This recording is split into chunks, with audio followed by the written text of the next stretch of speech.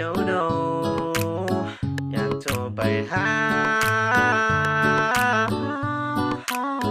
อยากโทรไปหาคนเดียวแต่ว่าเน็ตมันกากหลายอยากโทรไปหาแทบตายแต่แสนบอกออกจากอันมันมีแต่ค้างทุกทีที่หักเหยียบฟ้าวเครียดกันถ้าเน็ตมันไว้คงได้จะได้โทรหาทั้งวันก็เลยมานั่งอ่านแชทอยู่อินบอกหูเจ้าเขียนเรื่องใดเจ้าบอกอยู่แมสเซนเจอมันก็ส่งบอกสิเฮ็ดจังใดเนาะแชทบอกอย่าเฝ้าน้อยใจกันเลยคนดีอ้ายบ่ได้นอกใจเจ้าเบบีอ้ายเติมเน็ตมายังบ่ได้ใช้เบิดจักทีเหลือเน็ตทั้งสองที่ก็ถึกศูนย์ตัดฟรีอยากโทรไปหา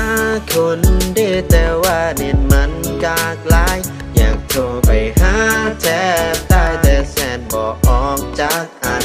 มันมีแต่ค้างทุกทีที่หักเหยียบฟ้าวเขียนกันถ้าเน็ตมันไว้คงได้จะได้โทรหาทั้งวัน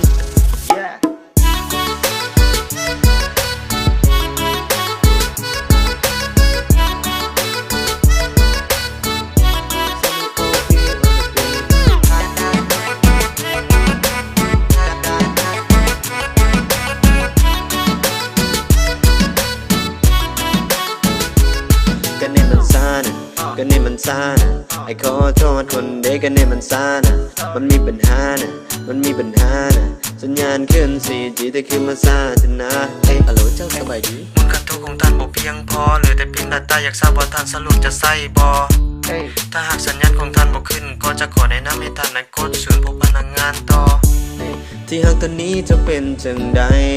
อยากรู้ว่าเจ้านั้นจะไปอยู่ไส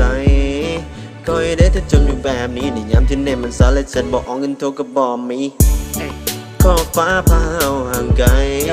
แต่ใจไอ้ยังห่วงหาคิดถึงเจ้าตลอดเวลาแต่ที่ว่าปัญหามันอยู่ที่อยากโทรไปหา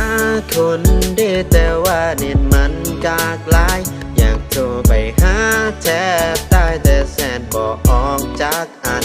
มันมีแต่ค้างทุกทีที่หักเหยียบฟ้าวเครียดกันถ้าเน็ตมันไว้คงได้จะได้โทรหาทั้งวันฮัลโหลเจ้าสบายดีมูลค่าโทรของท่านบ่เพียงพอเหลือแต่เพียง data อยากทราบว่าท่านสะดวกจะใส่บ่ถ้าหากสัญญาณของท่านบ่ขึ้นก็จะขอแนะนำให้ท่านนั้นกดศูนย์พบพนักงานต่อที่หากตอนนี้จะเป็นจังใดอยากรู้ว่าเจ้านั้นจะไปอยู่ไสก็ให้ได้ถ้าจมอยู่แบบนี้ในยามที่เน็ตมันสายและฉันบอกเงินโทรก็บอกมีขอบฟ้าพาเอาห่างไกลแต่ใจไอ้ยังห่วงหาคิดถึงเจ้าตลอดเวลาแต่ที่ว่าปัญหามันอยู่ที่อยากโทรไปหาคนดีแต่ว่าเน็ตมันกากหลายอยากโทรไปหาแทบตายแต่แสนบอกออกจากอันมันมีแต่ค้างทุกทีที่หักเหยียบฟ้าวเครียดกันถ้าเน็ตมันไว้คงได้จะได้โทรหาทั้งวัน